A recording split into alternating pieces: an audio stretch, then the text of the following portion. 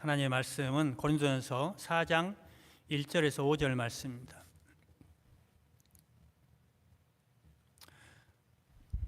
고린도전서 4장 1절에서 5절 말씀 한 목소리로 받들어 읽도록 하겠습니다. 같이 읽겠습니다.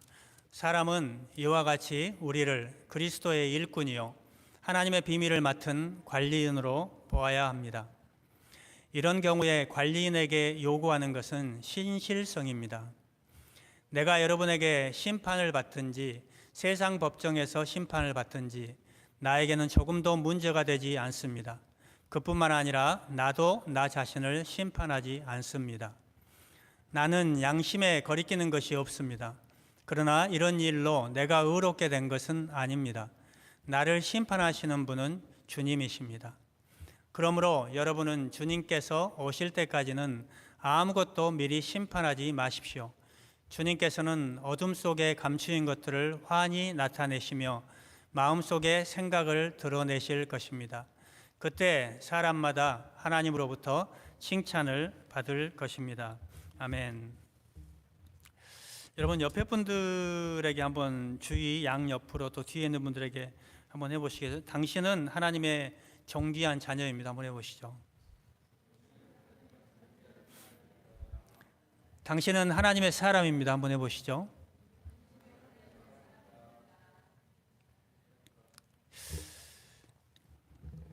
여러분 우리가 예수를 믿고 나면 예수님을 인생의 주인으로 모시고 나면 내가 누구인가를 알아야 되죠. 그렇죠? 여러분 누구십니까? 여러분 하나님의 존귀한 자녀인 것을 믿으십니까? 여러분 굉장히 존귀한 하나님의 자녀예요. 하나님의 백성이라는 거죠. 하나님의 사람들이라는 것입니다. 자, 그렇다면요, 하나님의 사람들은 어떻게 살아야 될까요? 오늘 그것에 대한 답을 오늘 고린도전서 4장 전체에서 우리에게 가르쳐주고 있습니다. 하나님의 백성들은요, 첫 번째로 사람들에 대한 심판을 하나님께 맡겨야 됩니다. 사람들에 대한 심판을 하나님께 맡겨야 되는 것입니다. 1장에서 보았듯이요, 우리가 고린도 교회는요, 뭐가 있죠? 문제가 뭐죠? 파당이 형성되어 있어요. 그래서 교인들끼리 내가 낫다, 누가 낫다, 누가 더 낫다, 누가 못하다 이렇게 판단하고 평가를 하면서 파당을 만들고 있었습니다. 그래서 사도 바울은 고린도 교인들에게 자신이나 아볼로 또 베드로가 어떤 신분인지를 알아야 한다고 말하는 거예요. 그 사람들이 어떤 신분인지. 그러면서 자신들은 이렇게 얘기합니다. 하나님의 일꾼이다. 오늘 말씀에 나오죠. 우리는 하나님의 일꾼이다. 그리고 하나님의 그냥 관리인에 지나지 않는다. 이렇게 말하고 있습니다.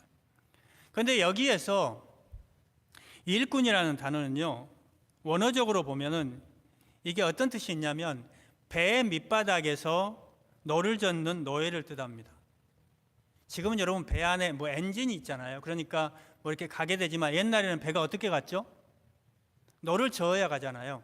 그렇기 때문에 여러분 배너라는 영화에서도 그 주인공이 노예로 잡혀가지고 어떻게 하죠? 배 밑에서 이 노를 젓죠. 근데 이 노를 젓는데 마음대로 젓나요? 그렇지 않아요. 누구의 명령에 따라서 노를 젓습니까? 총 책임을 맡고 있는 사람이 뭐 앞으로 밀고 또 당기라면 당기는 그것이 맞아야 배가 가기 때문이죠. 그래서 그런 뜻이 있는 거예요. 이 일꾼이라는 단어 자체가. 그러니까 주인의 그런 명령과 필요에 따라서 움직이는 사람, 내 마음대로 할 수 있는 그런 것이 아닙니다. 또 오늘은 뭐라고 얘기합니까? 우리는 하나님의 사람들은 뭐라고요? 관리인이다. 여러분 관리인은요, 주인의 물질을 위임받아서 관리하는 사람입니다. 그러니까 둘 다 자신의 권리가 있어요, 없어요? 자신의 소유도 없고 자신의 권리도 없는 거예요. 그냥 오직 주인의 소유를 위해서 존재하는 사람이라는 것이죠. 그렇기 때문에 일꾼이나 관리인의 역할은 오직 뭐 하는 거예요? 주님의 소원을 알아서 소원을 이루어 드리는 것입니다. 그래서 이들에게 요구되는 게 뭐라고 그러죠? 충성이다, 신실함이다 이렇게 얘기하고 있습니다. 그렇기 때문에 뭐 하지 말라는 거예요? 판단하지 말라는 것입니다. 판단하지 말라. 누가 더 신실한 일꾼인지 그 평가는 누가 할 수 있다고요? 하나님만이 하실 수 있다는 거예요. 아, 저 사람이 굉장히 신실한 사람이지. 아, 저 사람은 별로야. 이런 판단을 하지 말라는 거예요. 그런 평가는 누가 한다고요? 하나님이 하신다는 겁니다. 자, 우리가요, 평가를 할 때요, 몇 가지 그런 그 주체가 있어요, 보면은. 첫 번째는 누가 평가를 합니까? 내 옆에 있는 이웃들이 평가를 해요. 다른 사람이. 그래서 우리는요, 이 이웃의 평가에 굉장히 뭐합니까? 민감해요. 그리고 비중을 굉장히 많이 두고 살아갑니다. 그래서 주위 사람들이 칭찬을 좀 해주면 어때요? 아, 기분이 좋아지죠. 여러분들이 저 칭찬해 주잖아요. 그럼 제가 기분이 좋아져요. 막. 그래서 평상시에는 이렇게 좀 어깨만 내려가 있는데 칭찬을 해주면 어깨가 조금 올라가요. 그런데 주위 분들이 알아주지 않으면 그냥 좀 낙심이 되죠. 그런데요, 우리가 기억해야 될 것은 이 이웃들의 평가가 굉장히 부정확하다는 거예요. 정확하지 않아요. 우리가 무슨 일을 하는지도 잘 모르고요. 그리고 그 마음속은 더군다나 몰라요. 여러분, 내가 어떤 일을 하는 것, 뭔 일을 하는지 잘 모르잖아요. 그리고 내 마음에 어떤 마음을 가지고 하는지도 잘 모르시잖아요. 그러니까 이렇게 정확하지 않은 그런 평가에 인생의 가치를 거는 것은 어리석은 일이라는 거예요. 그래서 사도 바울은 다른 사람의 평가에 뭐예요? 신경 쓰지 않는다, 이렇게 말하고 있는 거예요. 다른 사람의 평가에 신경 쓰지 않는다. 3절 한번 보시겠어요? 3절 앞에 부분 한번 보시겠어요? 자, 내가 여러분에게 심판을 받든지 세상 법정에서 심판을 받든지 나에게 뭐예요? 조금도 문제가 되지 않는다는 거예요. 여러분, 그렇다고요, 막 내 옆에 사람들이 뭐 이렇게 좋은 의견을 주는데 그걸 무시하라는 말이 아니에요. 내 주위 사람들이 내가 보지 못하는 약점이라든가 또 문제를 볼 수가 있잖아요. 그래서 우리는 이웃들이 향한 나를 향해서 충고하는 그 사람에 대해서 귀를 열어둘 필요가 있어요. 그런데 그 충고를 듣지 않는 사람이 있잖아요. 아무리 말해도 듣지 않아요. 그냥 벽에다 이야기하는 것처럼. 이런 사람은요, 성장할 수가 없어요. 누군가 내 삶에 대해서 정말로 진지하게 사랑하는 마음으로 이야기해 줄 때 우리는요, 겸손하게 귀를 기울여서 들을 필요가 있습니다. 여러분, 그럼에도 불구하고 뭘 해서는 안 된다는 거예요? 그것은 참고사항이라는 거예요. 그냥 참고할 사항. 내 인생에 대한 판단으로 받아들여서는 안 된다는 거예요. 왜냐하면 이웃들이 나를 향한 판단에도 편견이 있을 수 있거든요. 나를 향한 이웃의 판단, 그것이 결코 마지막 판단에 어떻게 보면 증거가 될 수 없다는 겁니다. 그래서 우리는요, 이웃을 판단할 때도 굉장히 조심해야 돼요. 정말로 조심해야 되거든요. 그래서 성경은 뭐라고 얘기합니까? 판단하라고 그래요? 판단하지 마라고 그래요? 판단하지 마라고 그래요. 판단하지 마라. 왜요? 판단에는 항상 편견이 있을 수 있고 또 내 어떠한 의견이 들어갈 수 있기 때문에 그런 거예요. 그렇기 때문에 그들의 평가에 귀를 기울이고 조심하는 것, 듣는 것은 중요하지만 지나치게 의존하지 말라는 그런 뜻이 있는 것입니다. 자, 또 어떤 판단, 누가 판단을 합니까? 내가 판단합니다. 내가 나 자신을 판단해요. 여러분, 그러면 내 자신의 평가는 정확할까요? 여러분, 정확하십니까? 자신의 평가도 믿을만하지가 않다고 오늘 성경은 얘기합니다. 그래서 바울도 자신도 자신을 평가하지 않는다고 얘기를 해요. 자, 3절 한번 볼까요? 뒷부분에 한번 보시죠. 그뿐만 아니라부터 다시 한번 읽겠습니다. 그뿐만 아니라 나도 나 자신을 심판하지 않습니다. 뭐라고 그래요? 따라서 한번 해보시죠. 나도 나 자신을 심판하지 않는다.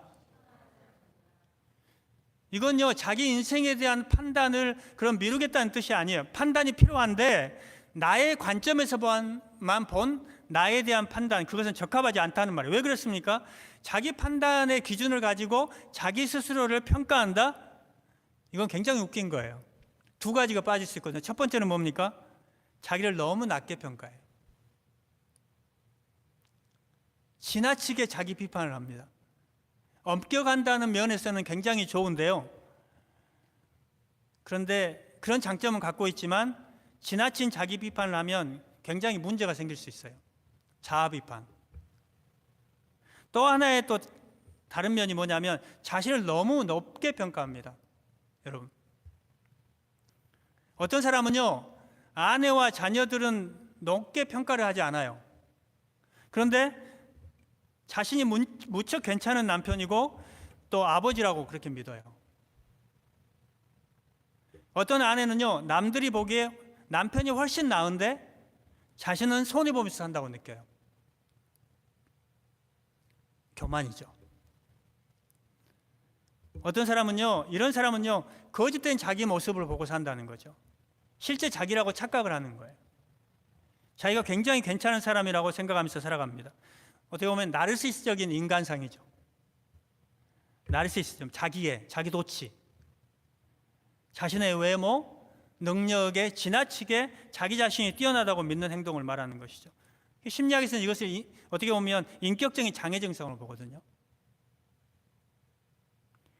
이 단어의 유래도 여러분 잘 알고 계시잖아요. 물에 비친 자신의 모습에 반해서 물가에서 굶어 죽었다는, 그리스 신화에 나오는 나르키소스의 이름을 따서 만든 용어입니다. 그러니까 이런 판단 속에 빠진 사람은요, 자기 인생에 굉장히 인생이 괴로워요. 어렵습니다. 고치는 게 불가능해요. 그래서 자기 약점을 보지 못해요. 그리고 주위 사람을 힘들게 합니다. 이런 사람일수록 이웃의 잘못에는 민감한데 자기가 잘못해놓고 그걸 잘못한지를 몰라요. 그래서 오늘 바울이 이런 고백을 하는 거예요. 나도 나 자신을 심판하지 않습니다. 그래서 계속해서 이야기가 계속 진행되는데 4절 한번 볼까요? 4절.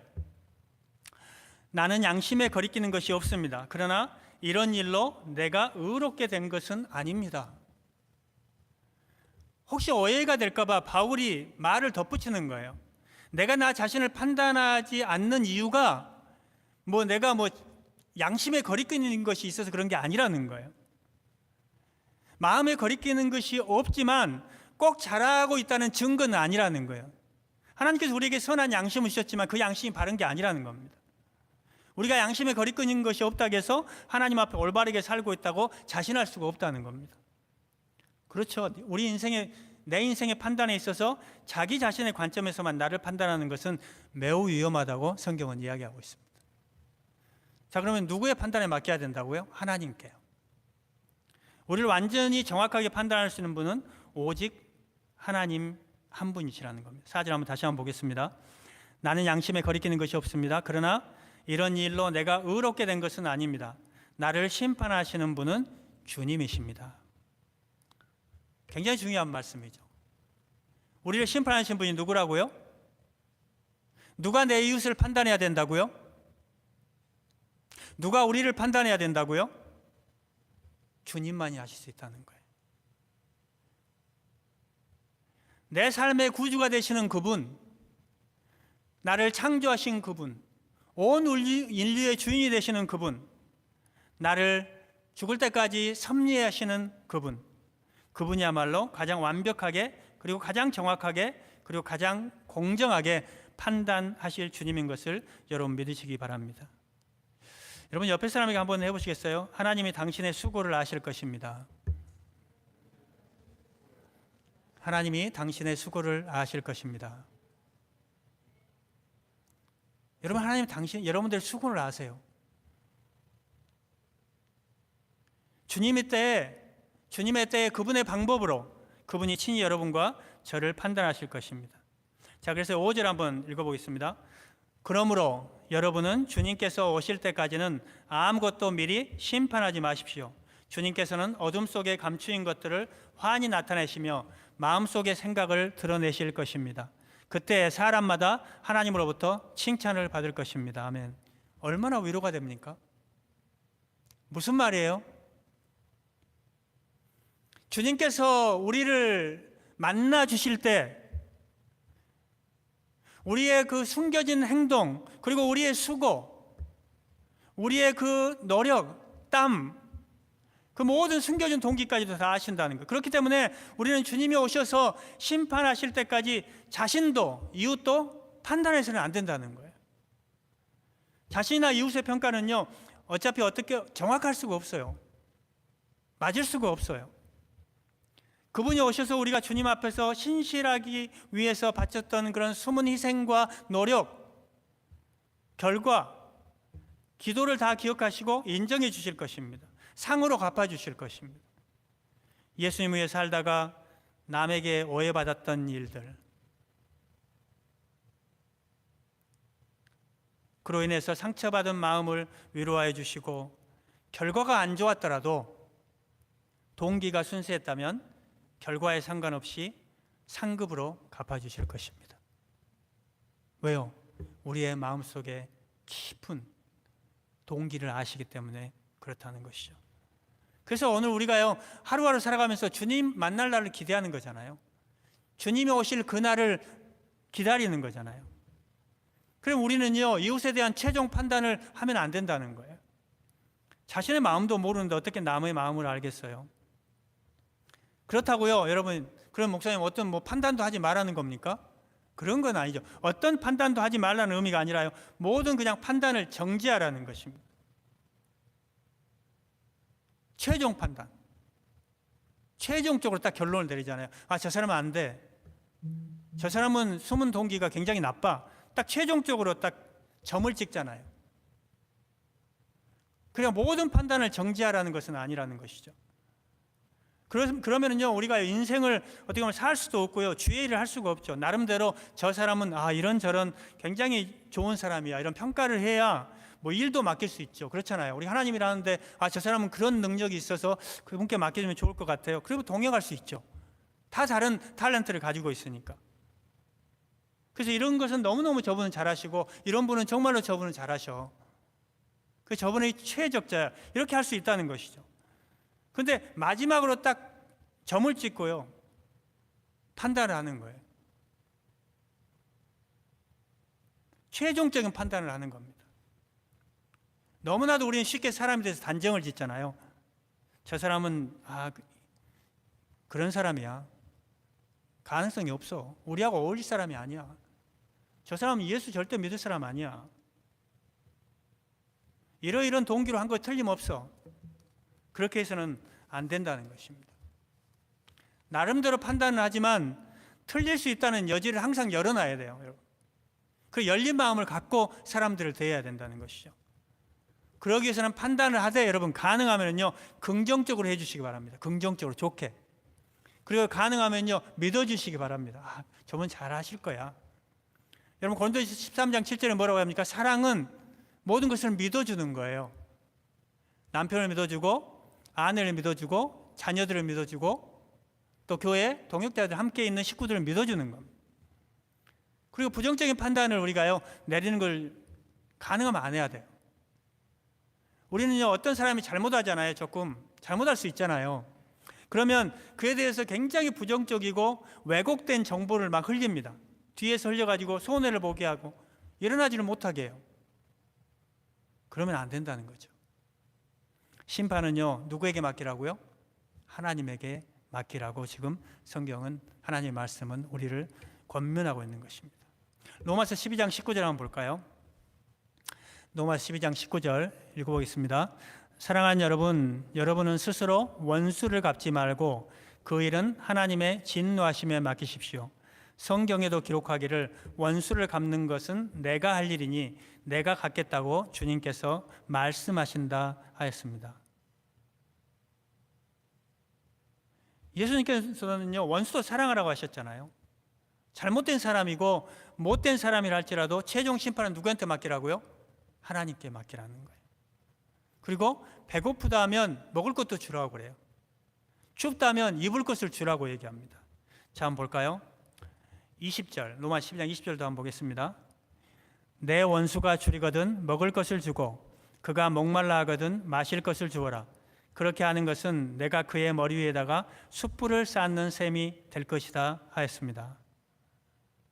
여러분, 하나님의 사람들은 어떻게 해야 된다고요? 최종 판단은 하나님께 맡겨야 됩니다. 그런 삶을 살아내시기를 주의 이름으로 축복합니다. 두 번째로요, 하나님의 사람들은요, 하나님의 은혜 안에서 살아야 돼요. 하나님의 은혜. 여러분, 하나님의 은혜 안에서 산다는 말이 뭡니까? 가진 것을 자랑하지 않는 겁니다. 가진 것. 고린도 교회 문제는요, 지금 파당이 생기고 이런 것들은요, 사실 하나님의 은혜가 없기 때문에 그런 거예요. 은혜를 다 잊어버렸어요. 여러분 고린도 교인들이요 굉장한 이분들이 사람이었습니까? 그렇지 않아요. 고린도 교인들은요 예수 믿기 전에는요 정말로 별 볼 일 없는 사람들이었어요.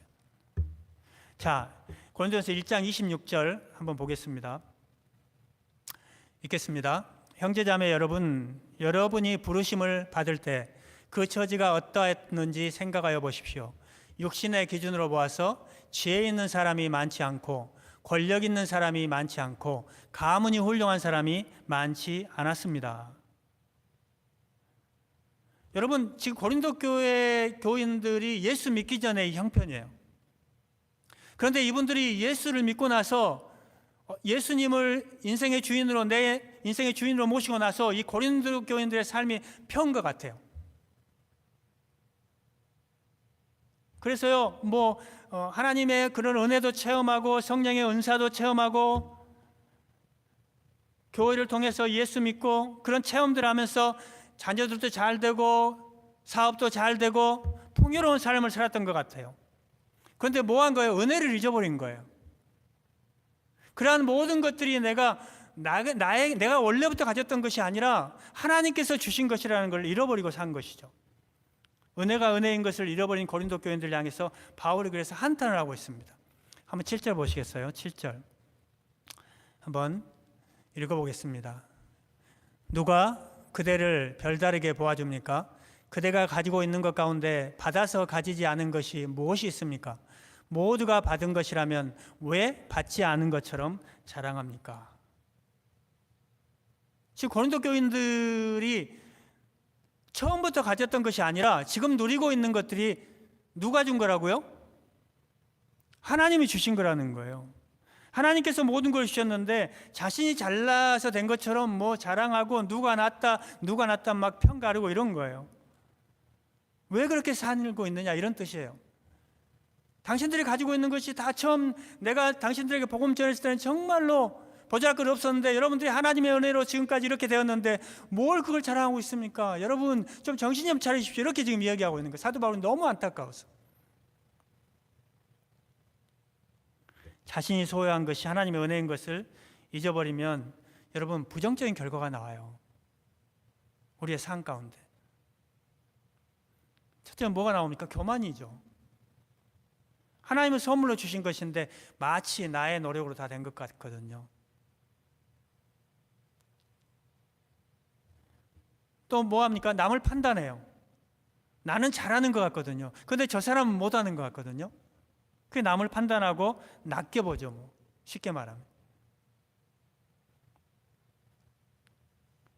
그리고요 또 어떤 일이 일어나면 근심 걱정에 사로잡히게 돼요. 은혜를 잊어버리면. 왜 그럴까요? 내 힘과 노력으로 내가 이런 걸 다 이루었다고 생각하기 때문에 자신의 실수로 만약에 가진 것을 잊어버리면 어떡하나 염려할 수밖에 없어요. 내가 실수해서 잊어버리면 어떻게 하지? 그런데요 하나님께 받았다고 생각하는 사람은요 하나님이 나를 지켜주실 거예요. 하나님이 주셨으니까 만약에 이것을 내가 원래 없었으니까 가져간들 나는 하나님께 감사할 수밖에 없어요. 이런 자세로 살기 때문에 염려를 하겠어요? 아니면은 저녁에 잠을 못 이루겠어요? 여러분 은혜 안에 있는 사람은요 항상 감사하게 되어 있습니다. 모든 것이 누구에서부터 왔기 때문에요? 주님께로부터 왔기 때문에 그렇습니다. 그리고 자유해지는 거죠. 주님께서 주신 것이니까. 또 주님이 주실 것이라는 확신이 있기 때문이죠. 은혜 안에 사는 여러분들 되시기를 부탁을 드립니다.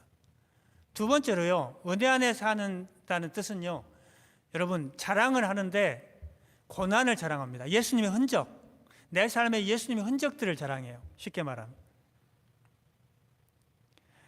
바울도요, 오늘 4장에 보면은 11절에서 13절을 여러분 쭉 읽어보시면 뭘 자랑하고 있습니까? 바울이 왜 이런 걸 자랑할까? 이런 생각이 들더라고요. 말씀을 읽는데. 제가 한번 읽어볼게요. 우리는 바로 이 시각까지도 줄이고 목마르고 헐벗고 얻어맞고 정처 없이 떠돌아다닙니다. 우리는 우리 손으로 일을 하면서 고된 노동을 합니다. 우리는 욕을 먹으면 도리어 축복하여 주고 박해를 받으면 참고 비방을 받으면 좋은 말로 응답합니다. 우리는 이 세상의 쓰레기처럼 되고 이제까지 만물의 찌꺼기처럼 되었습니다. 뭘 자랑하는 거예요, 바울이? 바울은 굉장히 능력 있는 사람이잖아요. 우리가 말씀을 살펴보았듯이. 그런데 지금 바울은요, 자기가 고난받는 걸 지금 자랑하고 있거든요. 물론 여러분, 고난 자체가 그 가치가 있는 것이 아닙니다. 뭐 고난을 겪는 사람이 더 영적인 사람도 아니에요. 그리고 고난과 역경을 겪지 않는 사람이 덜 영적인 사람도 아닙니다. 그런데 여러분 생각해 봐야 될 게 뭐냐면, 주님의 뜻대로 살려고 하면은요, 주님의 뜻대로 살려고 하면 고난과 역경을 피할 수가 없어요. 이 땅에서의 삶 가운데. 왜 그럴까요? 세상이 악하기 때문에 그렇습니다. 여러분, 온 인류를 구원하기 오신 예수님도, 선한 일만 하신 그 예수님도 이 땅에 오셔서 뭘 당하셨어요? 고난 받으셨잖아요. 그리고 십자가를 지셨잖아요. 물론 그걸로 끝난 게 아니죠. 그 뒤에는 영광의 부활이 나타나고 또 놀라운 그런 역사들이 일어났지만, 예수님도 이 땅에 사시면서 고난을 당하셨다는 것이죠. 그 예수님도 제자들에게 그런 예언을 하셨어요. 요한복음 15장 18절 한번 볼까요? 18절 19절 한번 보겠습니다. 같이 한번 읽어보겠습니다. 시작. 세상이 너희를 미워하거든 세상이 너희보다 먼저 나를 미워했다는 것을 알아라. 너희가 세상에 속하였다면 세상이 너희를 자기 것으로 여겨 사랑할 것이다. 그러나 너희는 세상에 속하지 않았고 오히려 내가 너희를 세상에서 가려 뽑아냈으므로 세상이 너를 미워하는 것이다. 미움을 당할 수밖에 없어요. 우리가 세상 속에 살려면. 그렇기 때문에 고난을 자랑하는 거예요. 왜요? 고난을 받고 있다는 것이 어떻게 보면 우리가 주님 뜻대로 살고 있다는 증거가 될 수 있거든요. 주님이 원하시는 일을 우리가 하고 있다는 뜻이기 때문에 그렇다는 거죠. 그렇기 때문에 우리 신앙의 선배들은 어떻게 했어요? 고난을 받으면 어떻게 했습니까? 막 자랑했어요. 자, 빌립보서 1장 29절도 한번 읽어보겠습니다. 읽겠습니다. 시작.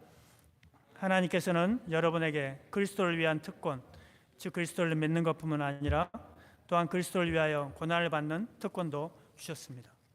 고난은 자랑스러운 거예요, 여러분. 전쟁터에서도 고난을 이겨내고 승리한 사람들에게 뭐가 따르죠? 훈장과 보상이 있잖아요. 신앙생활에도 겪는 고난 뒤에는 뭐가 있어요? 보상이 있어요. 자, 베드로전서 4장 13절 한번 볼까요? 베드로전서 4장 13절 읽겠습니다. 그만큼 여러분은 그리스도의 고난에 동참하는 것이니 기뻐하십시오.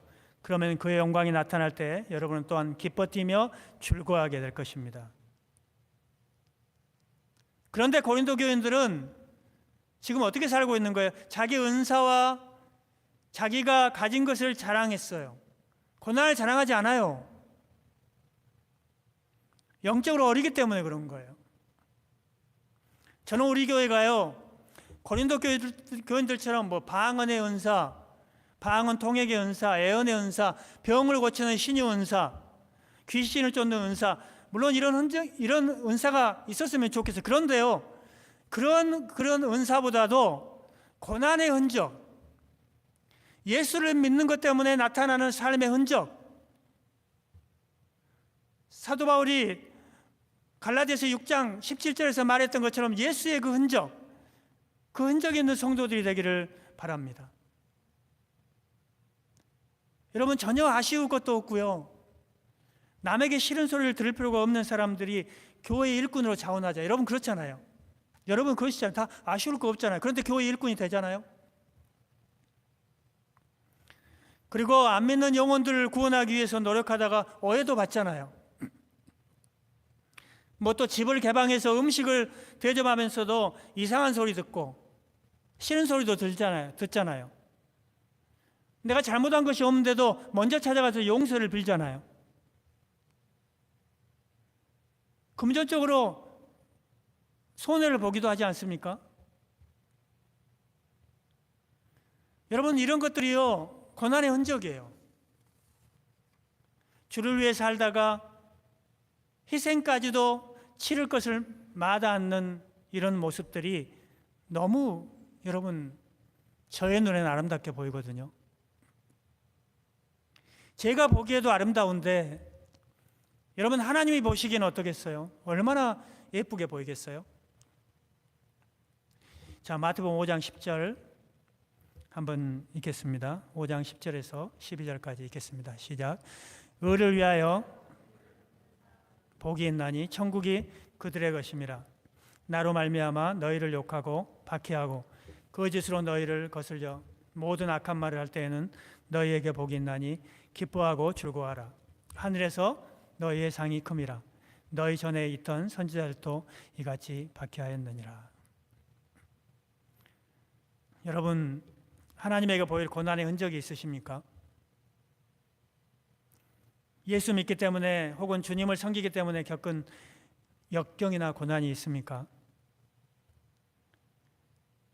이런 것이 없다면요, 우리가 3장에서 보았듯이 우리가 주님 앞에 섰을 때 나만 간신히 구원받고 하나님부터 받을 상이 전혀 없는 삶을 살고 있을지도 모른다는 가능성을 우리는 심각하게 생각해 봐야 되는 것이죠. 우리 성도님들 한 분도 빠지지 않고 하나님 앞과 이웃 앞에 자랑할 수 있는 고난과 그런 역경과 희생의 흔적을 가지겠다고 여러분 결심하면 좋겠습니다. 그래서 천국의 상급을 풍성하게 쌓으며 사는 하루하루가 되시기를 주의 이름으로 축원합니다. 기도드리겠습니다.